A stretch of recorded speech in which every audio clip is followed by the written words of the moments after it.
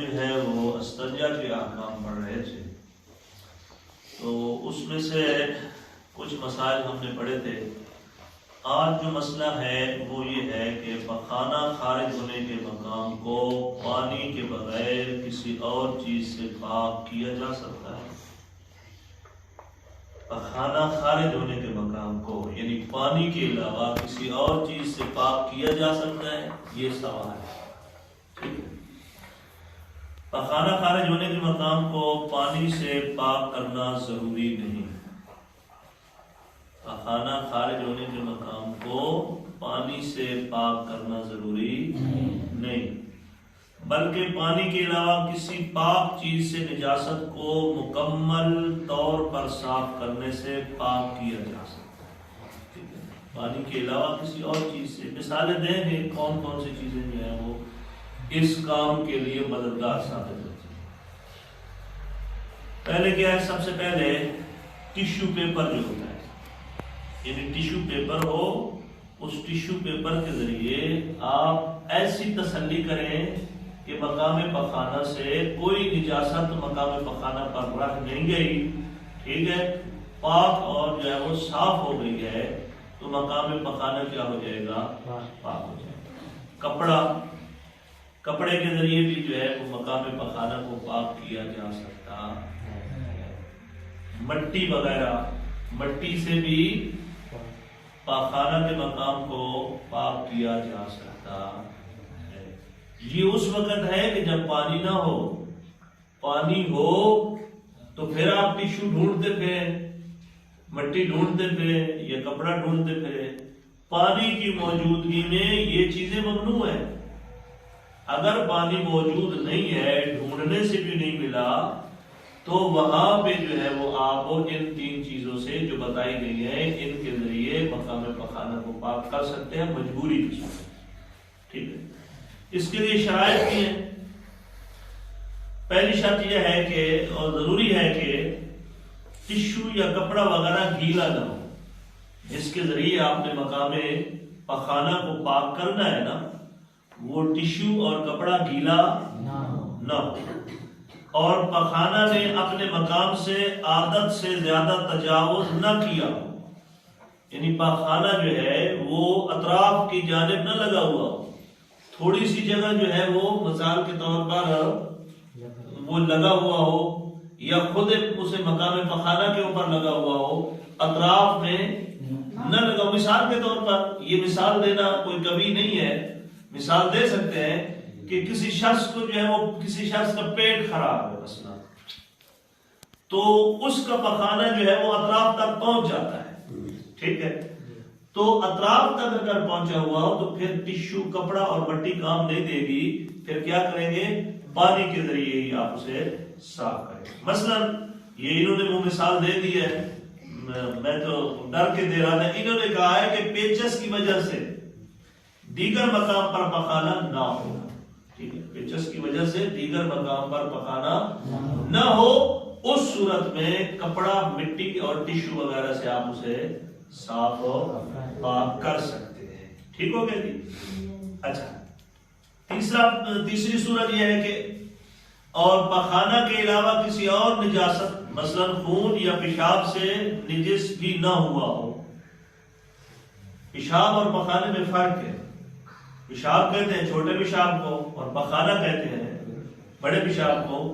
اب یہ کہتے ہیں کہ مٹی، کپڑے اور ٹشو سے یہ مقام پخانہ جب پانی نہ ہو تو اس صورت میں پاک ہوگا جب اس کے ساتھ خون بھی نہ لگا ہوا ہو، اس کے ساتھ پیشاب بھی نہ لگا ہوا ہو۔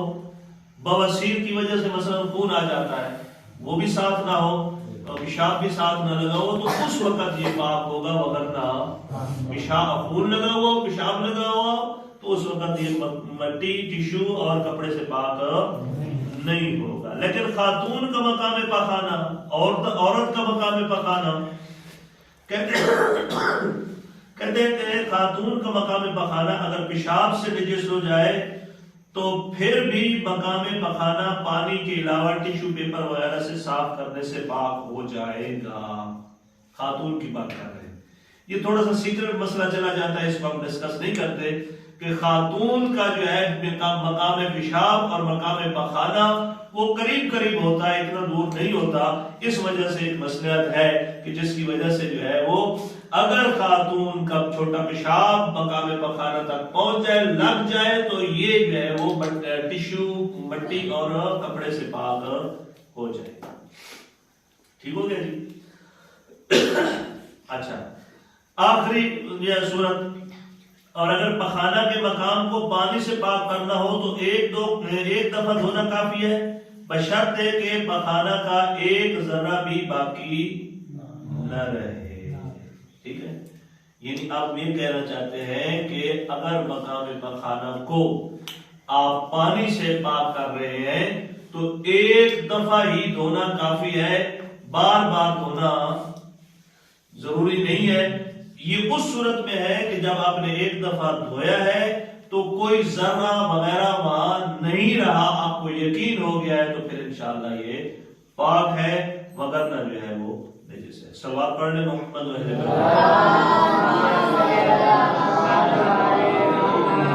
اچھا، بیت الخلاء کے مستحبات آپ کی خدمت میں عرض کر دوں، پھر اسی کو تمام کرتے ہیں. بسم اللہ الرحمن الرحیم. کہتے ہیں کہ بیت الخلاء کے چند مکروہات اور مستحبات. بیت الخلاء کے مستحبات کیا ہے؟ یعنی بیت الخلاء میں جانے کے لیے کچھ چیزیں مستحب ہیں، وہ کیا ہیں؟ پہلی چیز کیا ہے؟ سر یا چہرے کو ڈھانپنا.